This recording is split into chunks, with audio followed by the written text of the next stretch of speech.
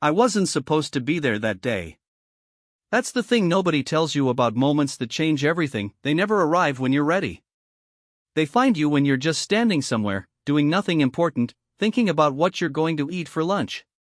I was supposed to be at my cousin's flat in Kensington by 11. I'd taken the wrong exit at Green Park Tube Station, not unusual for me, honestly. I've done it at least 4 times, and somehow ended up walking down Constitution Hill instead. The morning was that particular kind of cold London does in late October, where it's not snowing, not quite raining, just grey. Damp air that gets inside your jacket no matter how tightly you pull it. The kind of morning that makes you walk faster just to feel warmer. There weren't many tourists yet. It was just past 9. The ones who were out were the serious ones, the people with the big cameras, the couples who'd planned their whole trip around standing outside these gates. A few school groups in matching high-vis vests. A man selling roasted chestnuts from a cart, blowing into his hands between customers. I stopped for a minute near the Victoria Memorial. Not for any reason. Just caught my breath. Looked up at the gold figure on top the way you do when you're standing right underneath it. You always forget how enormous it actually is until you're there, looking straight up, feeling very small. The palace stretched out behind the gates, pale and quiet. The flags were up. I remember noticing that. Both of them. Which meant she was in residence. I didn't think anything of it at the time. Just a detail, the kind your brain files away without you asking it to. The 2 guards at the front gate were doing what they always do. Standing. That's it. Standing in a way that looks easy until you actually try it, still as stone, eyes fixed somewhere in the distance, chins up, not acknowledging the people 3 feet away taking photos. I've always had a strange respect for that. Not because it's glamorous, but because I know I couldn't do it. I can't stand still for 5 minutes without shifting my weight or checking my phone. One of them, the one on the left, was young. That was my first impression. I mean, I know they're all relatively young, but this one looked especially so. Tall, of course. They always are. The bearskin hat adding another foot to an already considerable height. But something about his face, in the moments when the crowd wasn't looking directly at him, suggested someone closer to 20 than 30. Sharp features. A jaw that was doing a lot of heavy lifting in terms of projecting authority. His name, I found out later, was Corporal James Whitfield. 23 years old. From Shropshire, of all places, a little town called Market Drayton, which I'd never heard of before that day and have thought about often since. I didn't know his name then. He was just the guard on the left.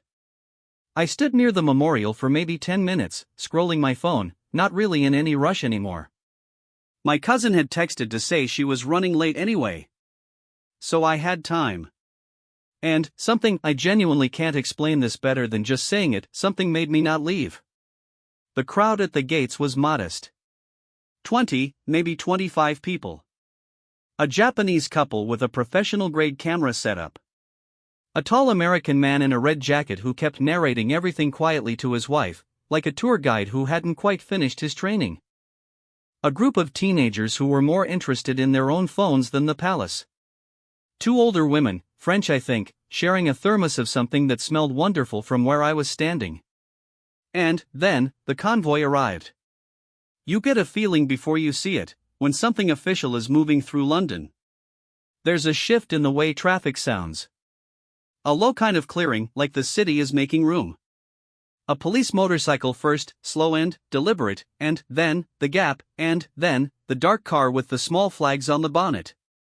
A murmur ran through the small crowd. The camera couple started snapping immediately, rapid fire. The American in the red jacket grabbed his wife's arm. Even the teenagers looked up. The car moved at a pace that was respectful without being ceremonial. This wasn't a procession. This was a return, someone coming back to where they lived. Which is always, I think, a slightly different energy than a departure. Arrivals have a quietness to them. An ordinariness underneath all the formality.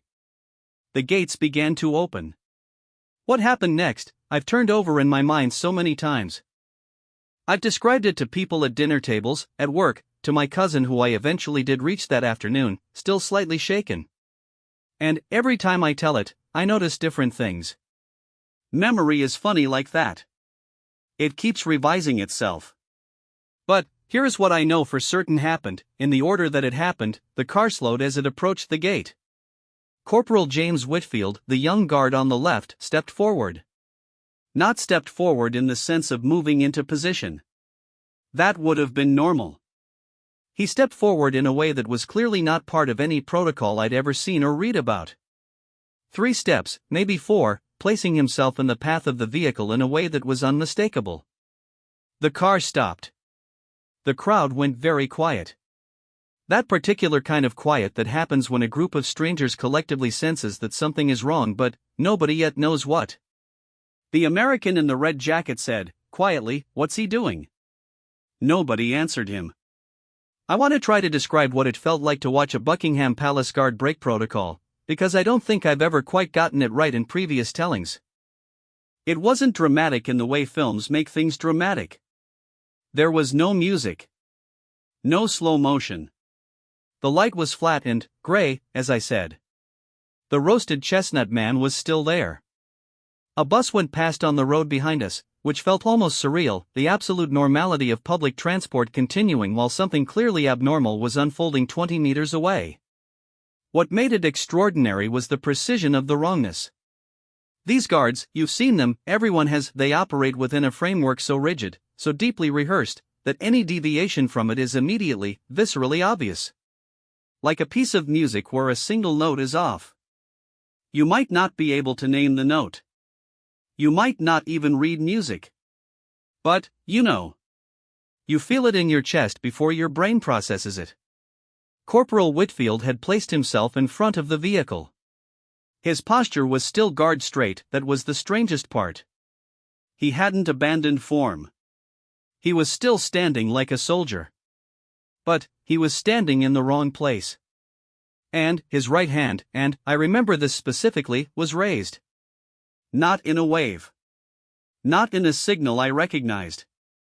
Just raised. Palm out. Stop. The car had already stopped, obviously. But the gesture was directed not at the driver. It was directed at the gate itself. Or rather, at what was on the other side of the gate. I didn't understand this yet. None of us in the crowd did. But something was wrong on the other side of those gates. Something James Whitfield had seen or heard or been alerted to, that none of us standing outside could see.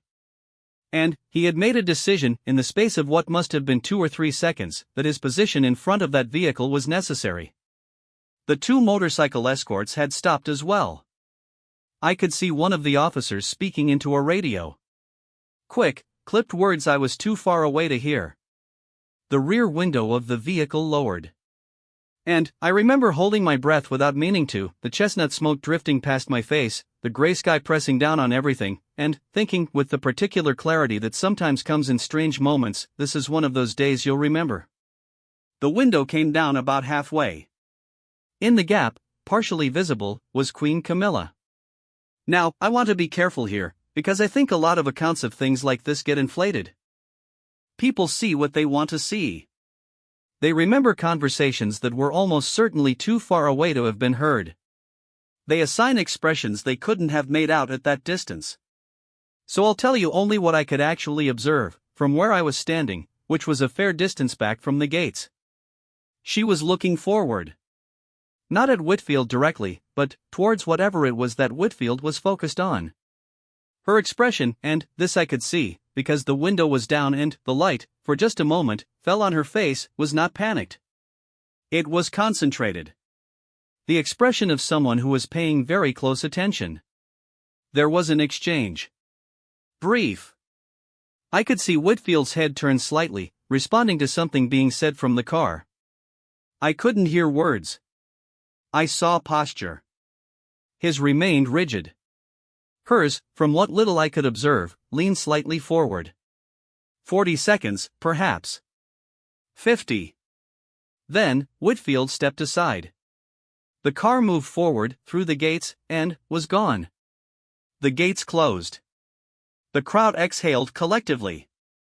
A few people turned to each other with that look, the slightly wide-eyed "did you see that?" expression. The camera couple were looking at their screen, flicking through shots.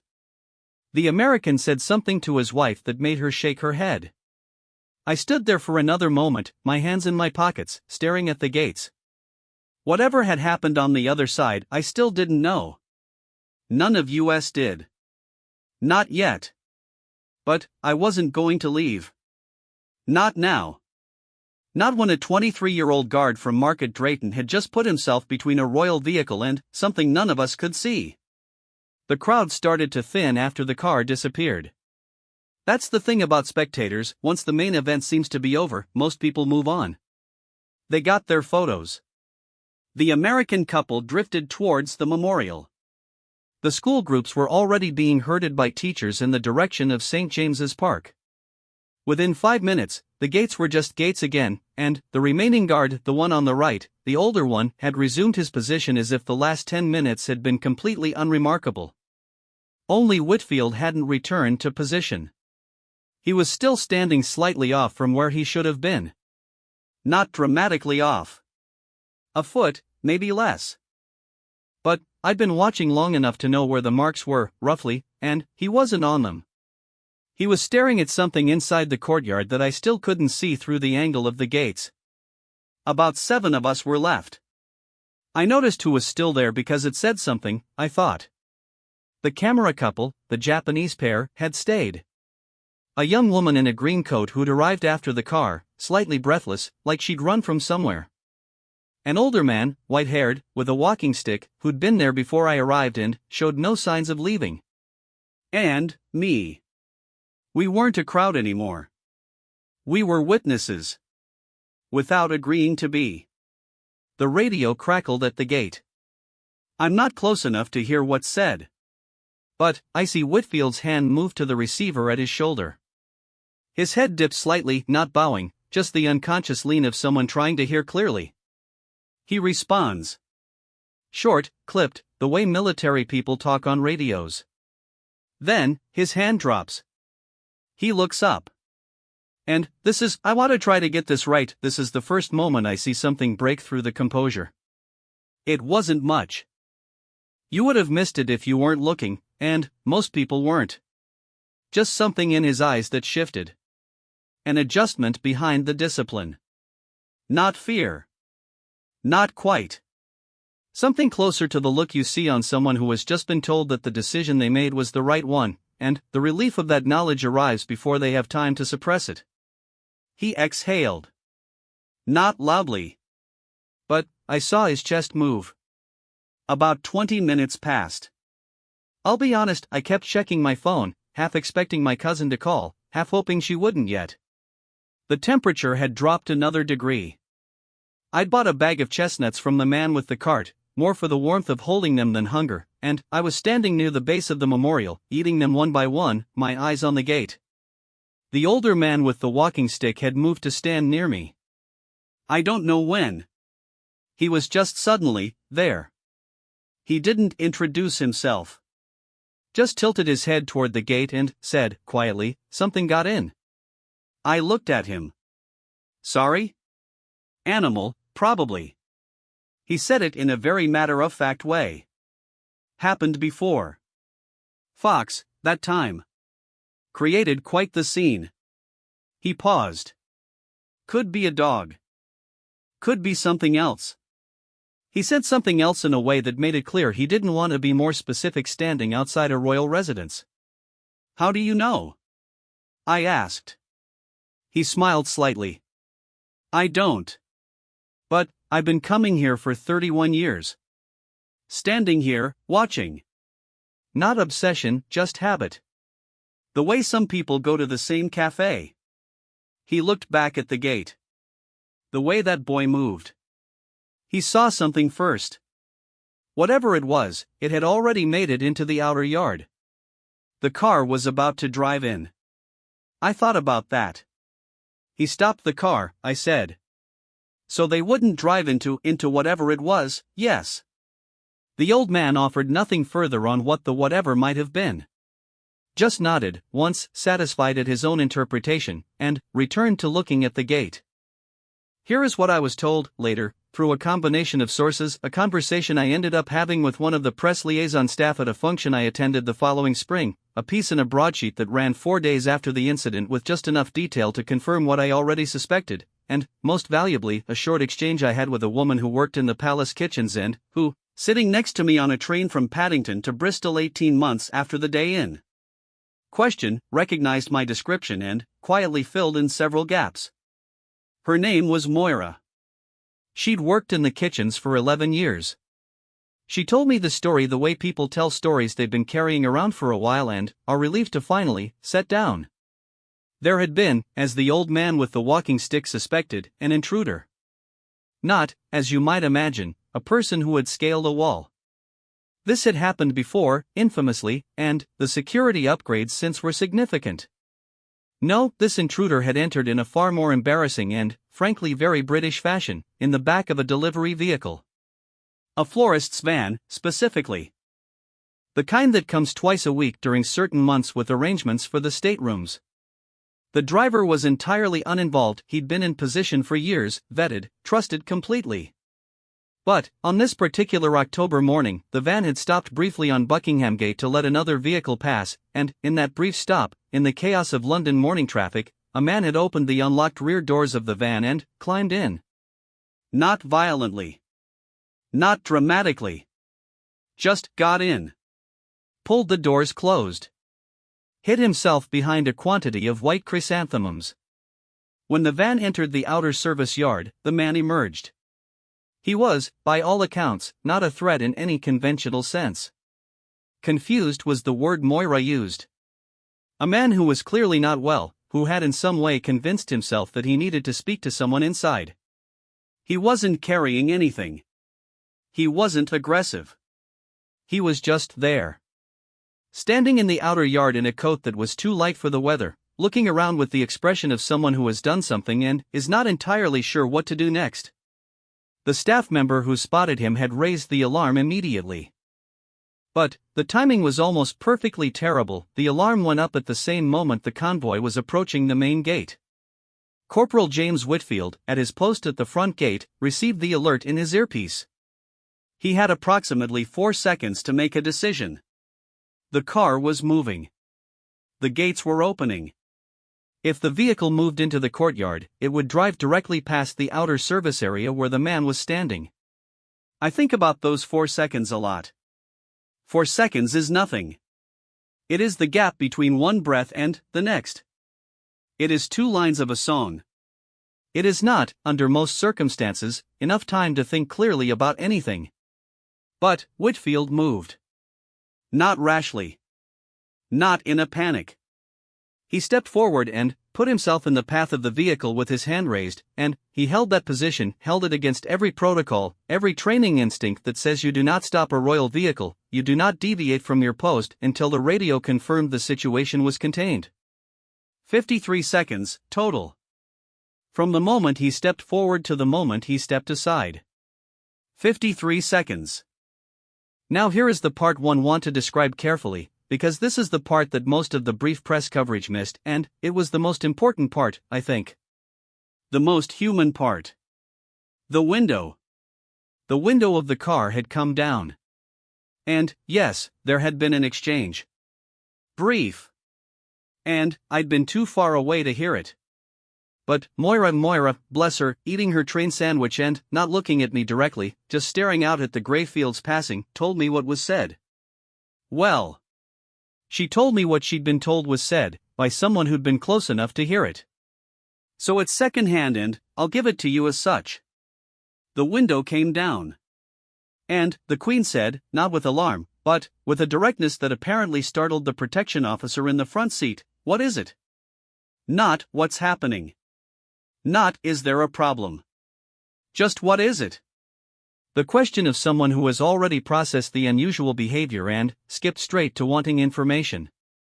Whitfield, maintaining his position, his hands still raised though the car had already stopped, turned his head toward the window and said, and I find this remarkable, truly, because of how young he was and how much composure it required, he said, a few more seconds, Your Majesty. Just a few more seconds. Not an explanation. Not a briefing. Not an apology. Just an ask. A few more seconds. There was a pause. The kind of pause that, in any ordinary conversation, would be a moment of judgment, the person deciding whether to push back, demand more, override. He was a 23-year-old corporal from Market Drayton.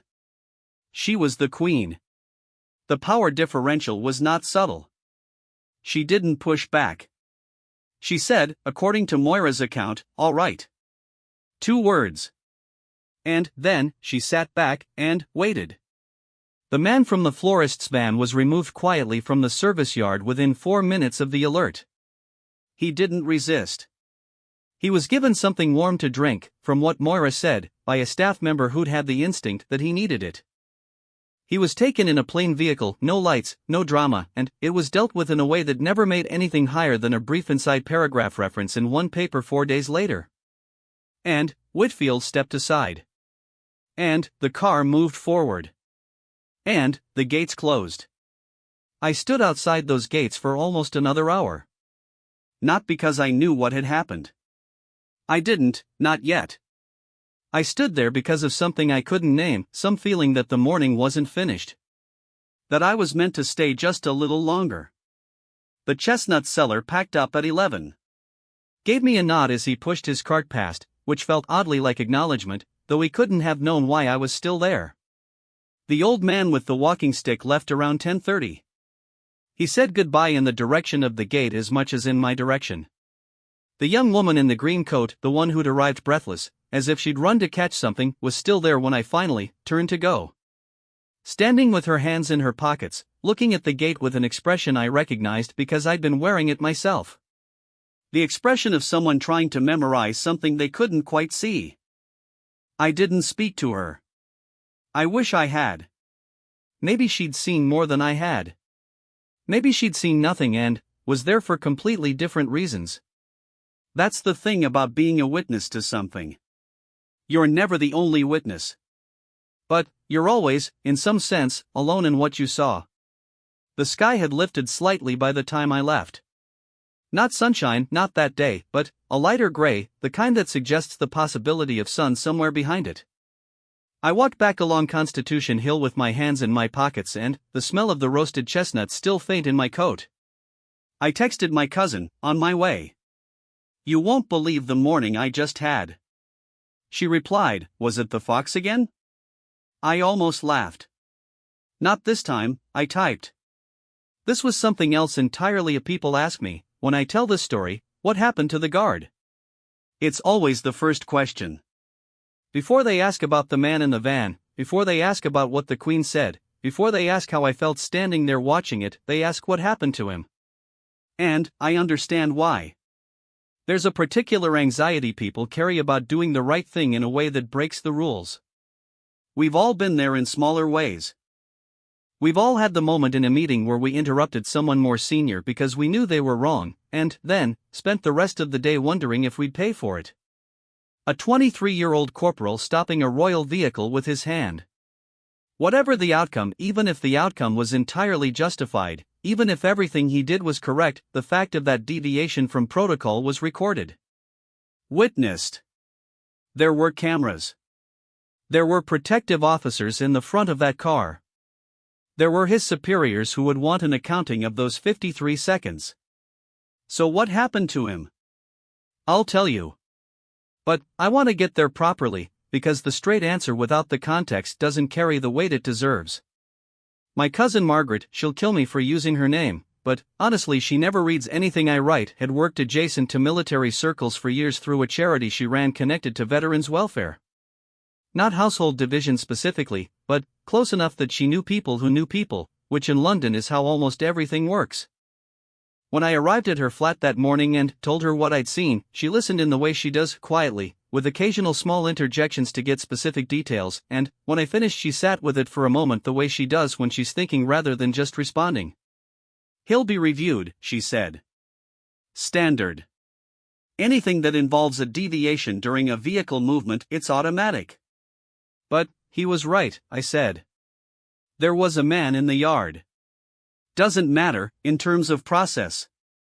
Process doesn't know he was right when he made the decision. Process only sees that he stepped in front of the vehicle. I found this uncomfortable and said so. She smiled slightly. That's why they review it, though. Not to punish automatically. To understand. I'd like to say that reassured me. It didn't, entirely. I've seen enough of how institutions handle irregularity to know that understanding and consequence aren't always separate outcomes. But I held on to what Moira told me on that train, 18 months later. She knew what the review had found. Because in the world she moved in, staff corridors, early mornings, the specific interior life of that place, things filtered through in ways that never made it into any official record. The review took 11 days. Whitfield gave his account. The protection officers gave theirs. The vehicle driver's testimony was taken. CCTV was reviewed.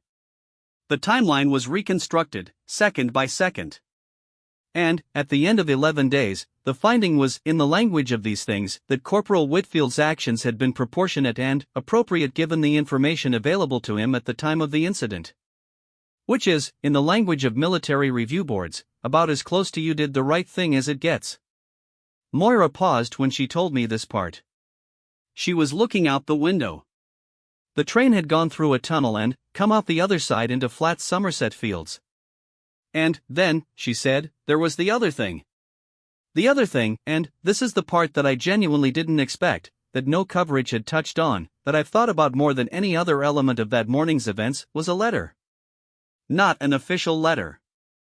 Not something stamped or formatted or passed through channels. A handwritten note. Moira was not specific about how she knew this. I didn't push.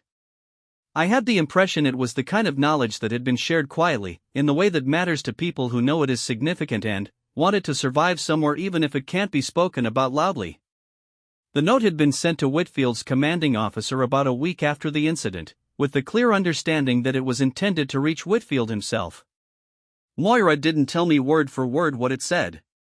She said she wouldn't.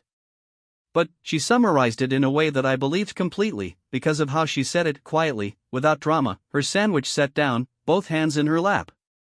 The note said, in essence, that she had been told about the outcome of the review, and was glad of it.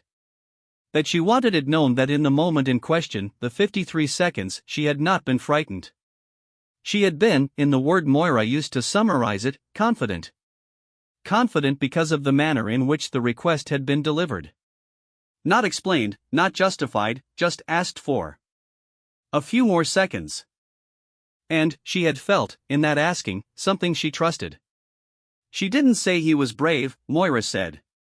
She didn't say he was a hero. She said she trusted him. She picked her sandwich back up and looked back out the window.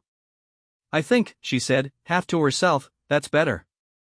I've thought about that note, its existence, the care of writing it by hand, the decision to send it, for a long time now. There's a version of this story where the Queen stays in the car, says nothing, and waits for the situation to resolve itself. Where the window stays up. Where a 23-year-old corporal from Market Drayton does the right thing and is reviewed and found appropriate and returns to his post and the whole event passes through the institution like a stone through water, surface disturbed briefly, then closed over. That version is entirely plausible. That version is probably the version that happens 99 times out of 100. But the window came down. And she asked. And he answered with an ask of his own, a few more seconds, and she gave them, and I think in that exchange something passed between them that was entirely outside protocol on both sides. Not her protocol, not his. Just two people in an unusual situation, negotiating the next 60 seconds in the only way that made any sense. I keep coming back to that. The simplicity of it. The humanity of it. A few more seconds. And then, all right. No posturing. No assertion of rank in either direction. Just two people, briefly, on the same side of a problem. I went back to the palace 3 weeks after that day. A Tuesday this time, not a particularly notable morning, sunshine actually, that pale English sunshine that looks like someone turned the brightness up on a photograph of a gray day. I don't know what I expected to find. Some sense of continuity, I suppose. Some confirmation that the place just went on, which it obviously did. The tourists were different but exactly the same. The cameras, the high-vis vests on school trips, the couple sharing a thermos at the edge of the crowd. The guard on the left was someone I didn't recognize. Of course he was. I don't know what rotation schedule they run, but Whitfield was not there. He might have been inside. He might have been off duty. He might have been posted somewhere else entirely. I stood near the memorial for 20 minutes anyway. Ate another bag of chestnuts. The same man was there with his cart, which felt like something, though I couldn't say what. And I looked at the gates. And I thought about 53 seconds. About how the difference between a day that becomes a story and a day that passes unremarked is usually that small. Usually just a person who decides, in the 4 seconds they have, to do the difficult thing. Not the heroic thing. Not the thing they'll put on a poster or give a commendation for. Just the thing that needs doing. Whitfield stepped forward. The Queen asked. He answered. And, in a small service yard just inside those gates, a confused man in a too-light coat was given something warm to drink by someone who thought he probably needed it. That's the whole story. Or maybe that's the heart of it. There's a thing I've noticed about stories involving places like this, the palace, the institutions around it. The stories that come out, when they come out, tend to fall into two shapes. One shape is scandal, the crack in the facade, the human fault behind the marble. The other is mythology, the perfect symbol, the flawless image, the crown that never wobbles. This story isn't either of those. It's a young man who made a good decision quickly, under pressure, in the cold, on a gray October morning that he probably couldn't have predicted would be any different from any other morning when he put on his uniform. And a woman in a car who, when faced with the unfamiliar, chose to ask a question rather than issue a command, and, then, chose to accept the answer she was given.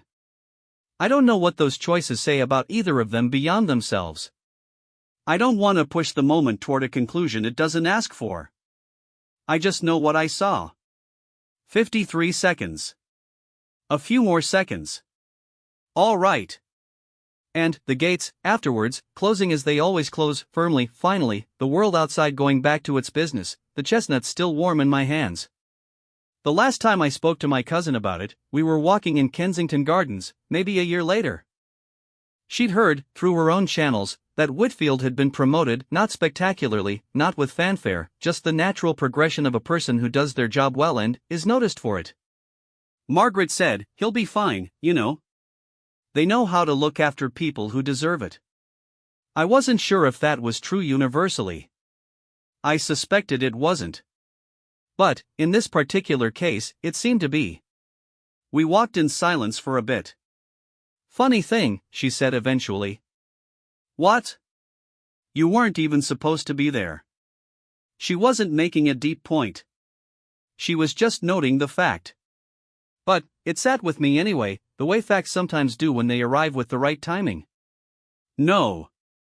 I wasn't supposed to be there. Wrong exit at Green Park. A slow morning. A bag of chestnuts. An old man with a walking stick and 31 years of watching. And, a moment, 53 seconds, specifically, that I've been trying to find the right words for ever since. Maybe these are them. Maybe the right words for a thing like that are always just the simplest ones. He saw something. He moved. She trusted him. That's enough. That's everything.